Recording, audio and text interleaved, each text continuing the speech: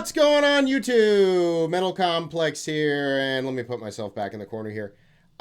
Today, we're going to be taking a look at new arrivals and stuff that's coming soon to Blade HQ. Please excuse the coughing. I'm going to try my best to not get too excited.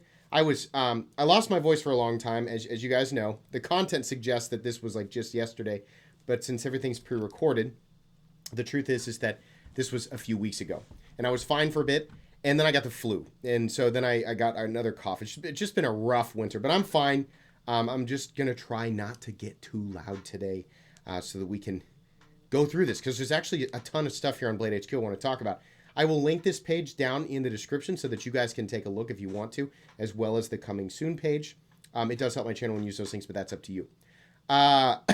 Excuse me. So, what do we have? What do we have that's new at Blade HQ? A ton of stuff. Let's take a look at the Lux Mini from Vero Engineering. If I'm not mistaken, is this one of the re-out builds?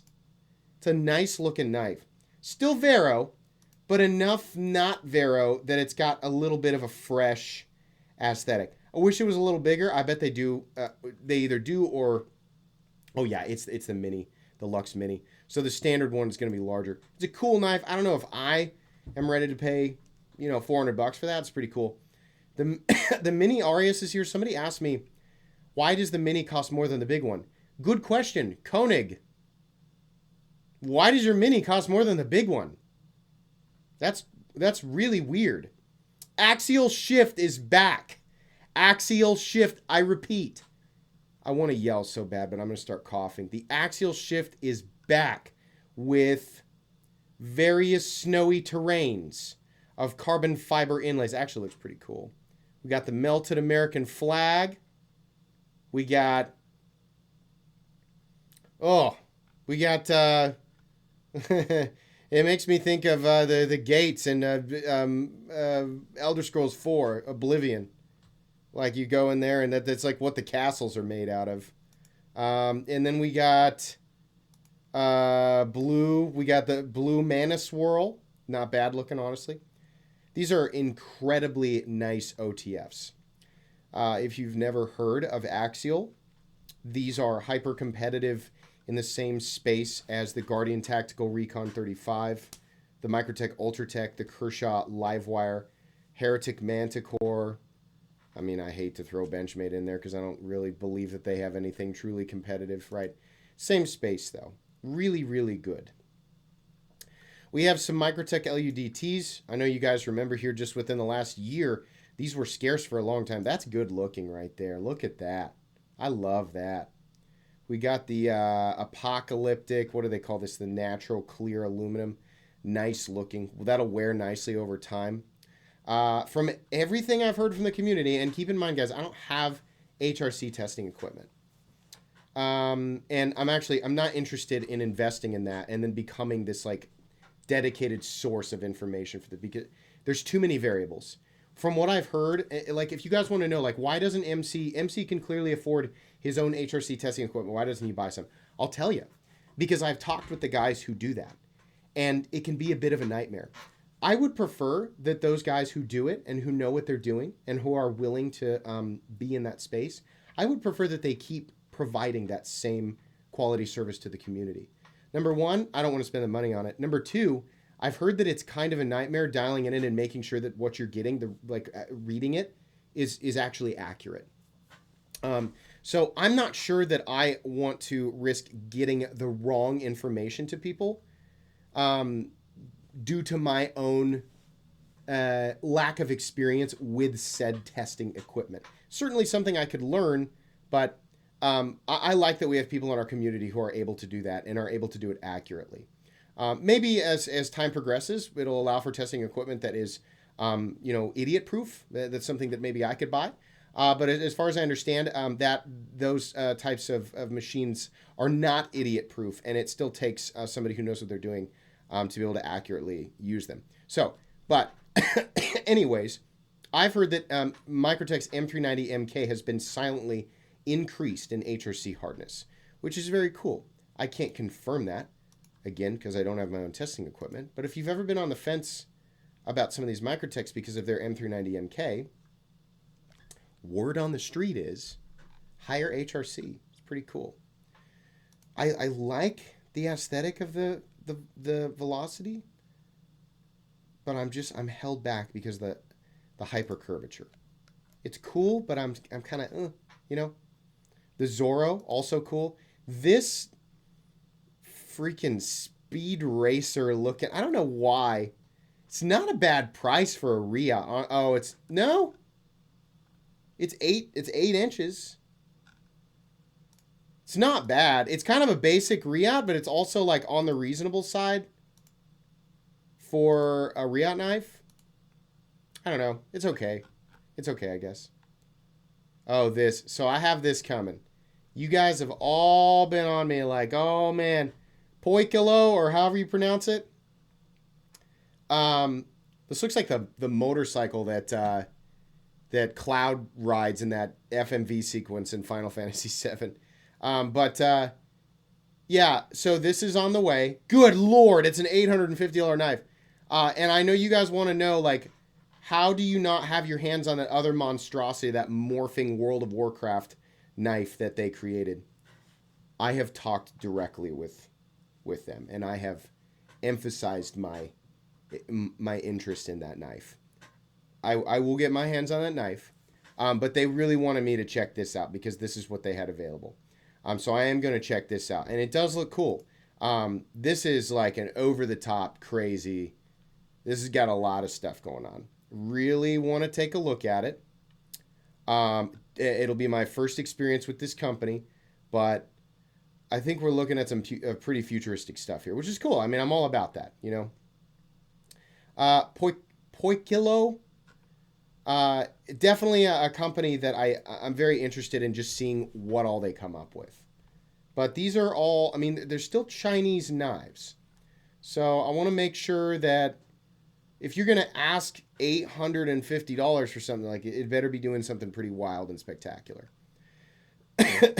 They obviously have like knives that are right around, you know, like what you would expect to see from like Ria. But like right here, DLC titanium is $570. So like what's going on with this knife? Base price of these $380. Okay, so why is this one $200 more? M398, okay. One element there. Is it just because DLC? DLC titanium? It's not a... Oh, what's this? Is this Oh, okay, so this has like huge chunks of zircon. Look at the fine layers there of zircotite. There's a little more going on with this guy. What do we got here? Plain backspacer. Okay. All right. Okay. All right. I don't want to judge it too hard. I want to handle this stuff. This is an interesting new... I mean, I know they're not new, but they're new to me. Oh my gosh. Let me go back. What sort of black magic binds me in this space? Here we go. I feel like Doctor Strange. No, I feel like a Dormammu. What is this? Man, they have a bunch of releases. Look at these. That looks like the Cybertruck. You can already hear those guys saying that. Hey guys, that looks like the Cybertruck. That's like the #1. Every time I show the Reich Cybertrix, it's always like a rush to be the first one to comment. Hey, that looks like a Cybertruck. And all the people who like it are like, oh, yeah, Cybertruck. Yeah. Mm-hmm. Good. Very, very good observational skills. Mm-hmm. Yeah, but it does look interesting. For sure. Not necessarily the most aesthetically pleasing thing in the world, but interesting. It's just different, you know. Ooh, we got the Exo M aluminums back, and with the dagger blade too. I'm not interested in baked bean. The pink is kind of, I mean, you know, it's not going to be my color, but it's kind of cool. Is that it? I only have the 2 colors? Okay. That's probably one of the better versions of the Bel Air. The better looking versions. We have gray black wash, CPM Magna Cut. Definitely one of the best dollar for dollar American made knives right now, for sure. Uh, highly recommendable over the bug out. Absolutely. Also, if you're going to spend over $200 on a Spyderco, this is the one to get. 15V with that triple B heat treat. Depending on who you talk to, a little shaky on this report. Some people say it trumps Rex 121. That's a pretty bold claim. Either way, edge retention will be off the charts. So 15V is not cheap steel. So while people will inevitably complain, $200 for a pair of three, in this case, like, yeah, it's American made, but you're not paying for like any specialty scale material or any, really costly process with the frame.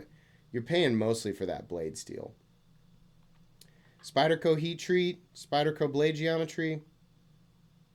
15V is pretty serious. If you're going to do it, this is the one to do. This is the Spyderco to do. That's kind of neat. Way too much money, though. What kind of Damascus is this? Carbon fiber live wire, but what kind, though? You can't just say Damascus. Not at $340. You can say Damascus at $40, but you can't just say Damascus at $340. They certainly hit it out of the park, and on the very first try. It sports an aluminum handle but this is the generic thing. I want to know what kind of, if it's Chad Nichols with like a 3V core or something, then okay. What kind of Damascus? That really bothers me. Just say what it is. This knife is awesome. Don't sleep on this. The Riot PLXE is awesome. I love carrying and using this knife. It looks so dumb. It looks like, what's the best way to... It looks like some sort of long-legged mammal, like leaning into a river to take a drink, Or maybe it was some sort of animal like crossing the street and just the front half got run over. It's so comfortable. It is so perfectly organic in the hand. I absolutely love it. I get it. It's wonky looking and goofy looking, but it's so nice. It's such a joy to use. That's the best pivot lock Riot that they've released, and I'm not mad at it at all at 122. It's not using anything special, but you get that Riot build quality. All these choices too. Look at all these choices. Allow me to slide. There we go. Look at all these fine choices. You got brown. You got green. Shoot. Even black. I shouldn't do that. Now I got to do this again. But yeah, the PLXE at 122 I think is great. Bunch of serrated stuff from Microtech. That'll sit there forever. I'm glad we're finally getting different colors of the injection mold MSI standard issue. I knew that they would start bumping these prices up. I knew that you remember when these came out? What were they? 175, 177? I knew Microtech wasn't going to hold at those prices. They're going to slowly. I mean, yeah, you could be like, but it's blue. You paid a little bit of a markup because it's blue. This one's green. 212. Well, the whole thing's green. Yeah, they're going to creep those prices up. I do like this, is it like cobalt? Man. That is, I don't know what it is about this color, but it looks so good. What do we call this color? I don't know. It's whatever. But just blue aluminum. It looks more like a aqua cobalt. It's just cool. Man, I like that. Makes me want to buy another scare. I already have two. But it makes me want to get another one because I want one in color. Really nice. Bestekman Guardian button lock. I want more button-operated compression locks, and I'm going to, talk about that a lot on the TKG episode this weekend. But button locks have their place. I just feel like they're so dominant. We see them all the time. these new Spydercos. Weird, but also like in character for Spyderco, you know. Look at this freaking thing. It's like a canoe. Spyderco Essenza liner lock, black aluminum. Bowler N290CO. I'm not familiar with that blade steel. Sleek aluminum handle and something or other. Okay. Fox. So it's made in Italy. Yeah. All right. Not for me. Maybe for somebody. This is kind of interesting. M390. Is this also? This is also Italy. 277. Yeah, it's kind of neat. It's just a lion. It's a Lion Steel collab. Is this another Lion Steel? This is M398. Didn't know that. Phosphor bronze washers. I guess a lot of Spydercos are. Mike Reed. I should probably be familiar with Mike Reed, but I'll admit that I'm not. Weird. How does this lock? Let's read. Let's read about it. Pitts 2 is an innovative pocket knife designed by British knife maker Mike Reed. Pitts stands for Pie in the Sky, which is its designer's name in the British knife forums. It's a lightweight titanium knife with a solid frame and unique arms supporting the pivot. You can deploy the blade with Spyderco's signature round hole opener and carry it on your right or left side with the reversible pocket clip.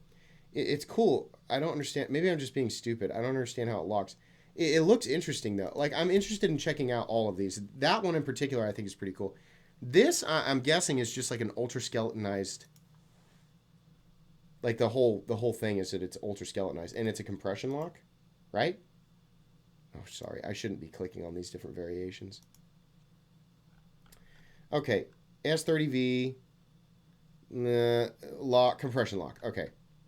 8.22. It's kind of cool. Just, I mean... But that's the whole thing. Is it, you know, it's I bet it weighs like nothing. 8.22 inches and the weight is well, actually that's less impressive than I thought. It's still impressive. I just thought it was going to be like 2 point something. So the micro jumbo, actually the Yojumbo is very interesting in the 15V. This right here is the single most interesting Spyderco knife that has been released in a very long time. There's a few different things. There's one disappointment here. Outside of this has the potential to be a perfect EDC knife. I hate the price tag. I hate it. Because I know that this should be a $200 pocket knife. And so do you. I also know that I'm going to buy it. And so do you. And that sucks. But I'm gonna. S90V and a button-operated compression lock. Not a button lock. A button-operated compression lock. Which is super cool. I do not like this laminate carbon fiber. I'll show you. It says carbon fiber, but we know that that's a laminate. You know that that's a little thin strip with G10 underneath because that's what they do. Drives me nuts. Everything else about that knife looks awesome. The Sage 6, oh my gosh. S90V, that perfect leaf geometry. Super cool. I love that knife. What do we got? What do we got? Toxodon, I actually got that in. I have that here. It's not bad. And the Merit, actually, also a really great 14T20 end knife for $50 is really good. I have all these in. Iconic. Sig Sauer Validus. What? Okay. Where's this made? Are we not going to say? Sig Sauer? Are we not going to say? Teamed up to create the Validus, a strong pocket knife that blends rugged performance with unmatched durability. Really? Unmatched durability? I know Blade HQ's not coming up with this. Unmatched durability. Sure, just put whatever. Each individual Sig Sauer an iconic Validus was tested by unaliving 13 T-Rexes. Sure, throw that in there. That's such a bold and ridiculous statement. Okay, where are they made? Validus with a different blade shape. They just don't want to tell us. That tells me China, but don't try to hide it. Maybe it could be that they're not necessarily trying to hide it in Blade HQ. You know, they have a lot of errors on these pages. It could be that they just aren't putting it in there. Recon 35s. Yeah, we're actually, I think we're back at the point where I've seen a lot of, that's a nice looking Ramlock Stitch in the red and the blue. And yeah, okay, let's go to coming soon. The Civivi Elementum Desert or Desert Warrior. I'm sure that will be something that people want to pick up. I do like the Manix 2 Salt in all black and Magna Cut. That's pretty cool. I don't think 180 is a bad price for that, and I think anybody who picks it up has made a good choice. Same with the inexplicably more expensive Para 3. Just why? Why is this more expensive? Just be reasonable. It's still cool, though. All these, the Spydercos, all of these are coming soon, obviously. Anything else? What's this? Oh, it's a big old flashlight. Bodacious compression lock in black. That's, you know, more because it's black. I mean, it's DLC, so let's be fair there. At least it's not back. Well, at one point that knife was $285. One of the only times I've ever seen Spyderco walk a price back. I always tell people, I'm like, you're ridiculous for thinking that Spyderco would walk a price back. They did on this knife. I guess they're like, oh, I guess people don't want to pay almost $300 for our PS2 graphics Shaman. I like Spyderco knives. I just, you know, like I'm a huge fan. So it's like, why pay, like, why pay so much more for something that's just not worth it? This knife is, okay, so SOG, 11.5 inches, CPM S35VN, and it's made in the USA. Okay. But it's not a $450 knife. The reason I stopped on it is because, number one, I like this style of dagger. I think this is cool. I like symmetry. I'm attracted to this style of knife, and I know a lot of people are. I don't know where, you know, a lot of these companies are getting this idea that you can charge the same amount of money as a premium American-made folding knife. And a lot of people who are none the wiser will be like, it's a fixed blade, it's more durable, it's a better... Well, but it's nowhere near as costly to create. So there's massive additional markup in this versus something that SOG would create that is smaller and folding, actually has more work that would go into it and be far more deserving of that price tag. Realistically, I mean, you're in Les George, Chris Reeve, Rick Hinderer territory for a folding knife, right? So let me give you an option here if you like how this looks, but you don't want to pay $450 for this thing. So Beg, yeah, there we go. Filoso. So instead, get the Beg Filoso dagger for $108. Yeah, it's made in China, and yeah, it's just OS 10.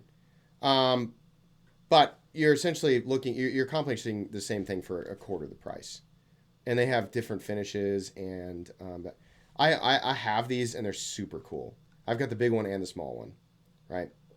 But yeah, I really enjoy this. I think these are gorgeous. I'm really glad that Beg decided to do these. So camping and hiking, okay, and murder. Anyways, I think that's going to be it for today. I made it through with minimal coughing. I promise I'm fine. I got probably, I think the first one was the norovirus. The second one was the The C word virus that I still don't know if I'm allowed to say on social media. I don't know why they did. That was never bad. That's the one that caused me to lose my voice. Then I was fine for a long time, and then I got the flu out of nowhere. And, you know, it's winter. We're constantly going to wrestling tournaments and dance tournaments and basketball tournaments. I can't not get sick, you know. But, hey, we powered through. We made it today. Thanks so much for hanging out with me and taking a look at some stuff. Like I said, I'll link these pages down in the description. You guys can check out this stuff if you want to, but that's going to be pretty much it. If you enjoyed this video, leave a like. If you'd like to check out my other content, I do, of course, have lots of videos of knives that are either expensive or inexpensive that I do or don't like, so check those out. And if you enjoy all my content, go ahead and click on that Metal Complex logo right there and subscribe because there's definitely more coming. Thanks again for watching, everybody, and have a great day.